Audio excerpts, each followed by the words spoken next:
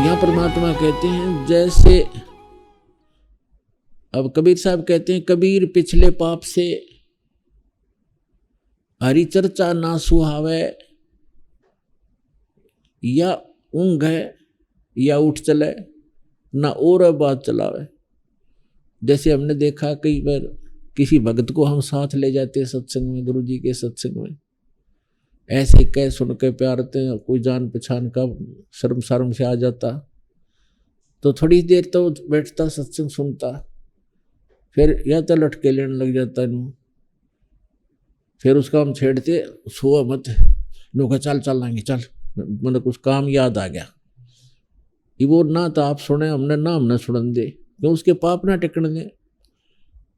कबीर साहब कहते हैं कबीर पिछले पाप से हरिचर्चा ना सुहावे, और कह ऊँगे और कह उठ चले ना उरे बात चलावे।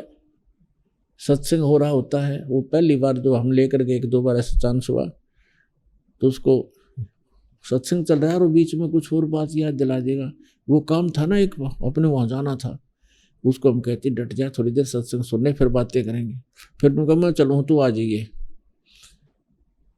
अब जा भाई, हम तो नहीं उठ सकते क्योंकि हम तो जिस उद्देश्य से आए वो काम करेंगे। तो हमें पता था भगवान की उस थर्मामीटर से पता लग गया था कि इसके बुखार है अभी।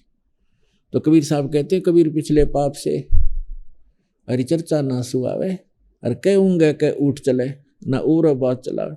और फिर वही प्राणी देखे हमने 1-2 बार ऐसे आए, फिर क्योंकि ये तो एक इंजेक्शन लग गया, सत्संग में आ गया, 10-20 मिनट भी बैठ गया प्राणी तो भी नरम हो गया उसका पाप। और फिर वही आदमी है 2-2 घंटे जो एक टक देखते रहते हैं आगे और क्या सत्संग होगा, आगे और क्या बताएंगे गुरुजी।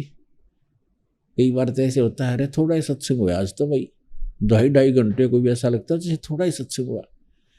तो पाप आपके कट गए और रुचि भगवान में बढ़ गई। तो जैसे बीमार व्यक्ति पहले 1 रोटी मुश्किल से खा पाता है, औषधि सेवन करने लगता है, और फिर देखा जब बुखार उतर जाता है तो सूखी रोटी होगी नोके ले आ फटाफट, सब्जी की आवश्यकता नहीं, सूखी खा जाएगा। और जब पहले वो सारे स्वस्थ भोजन बना रखा होता है 36 प्रकार की व्यंजन का, वो भी नहीं अच्छा लगता था।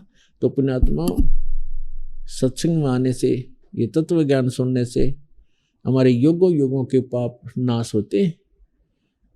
जब तक हम सत्संग में नहीं आएंगे तो वो स्थान ही नहीं जहाँ पर हम पाप नाश कर सकें। जैसे आप संसार में जाते हैं, किसी भी कार्य में जाते हैं, तो वहाँ पर आपको सारी रोजी रोटी रोजगार व्यवसाय के व्यक्ति मिलेंगे, उनकी एक जैसी चर्चा, एक जैसे विचार, एक जैसा भाव, एक जैसी क्रियाएं होंगी।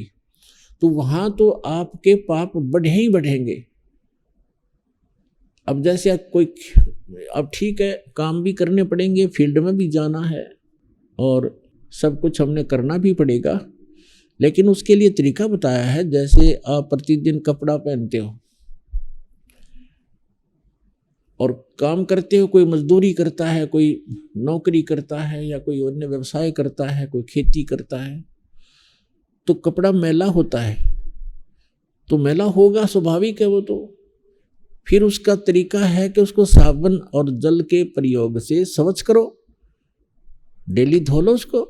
तो ठीक इसी प्रकार जब तक हम भक्ति नहीं करते, जब तक हम सत्संग रूपी इस सरोवर में नहीं आते और राम नाम का साबुन हम नहीं लगाते, तब तक तो हमारा ये अंतःकरण रूपी शरीर, ये चोला जो है अंतःकरण, ये मैला मैला हुआ था, पाप ही पाप इकट्ठे होते। अब हम सत्संग भी सुनते हैं, स्मरण भी करते हैं, दान भी करते हैं, तो हमारा जो मैला तो होना ही है, स्वाभाविक है, लेकिन वो साफ भी डेली हो रहा है। इस प्रकार से हम उन करोड़ों पापों से बचे रहेंगे, वो संग्रहित ना होंगे।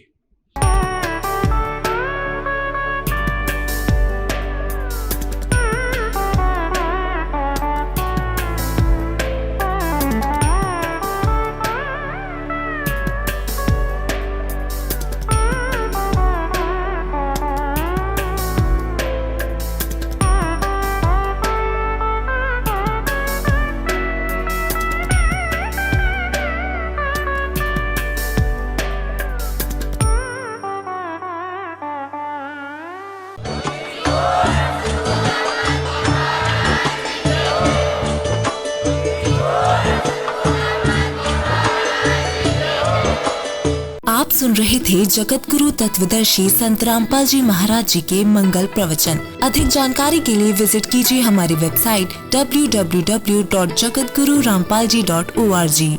संत रामपाल जी महाराज जी के शुभ आशीर्वाद से पूरे विश्व भर में 500 से भी ज्यादा नाम दीक्षा केंद्र हैं, जिन पर संत रामपाल जी महाराज जी द्वारा ऑनलाइन निशुल्क नाम दीक्षा दी जा रही है। अपने नजदीकी नाम दीक्षा केंद्र का पता करने के लिए संपर्क करें 8222880541।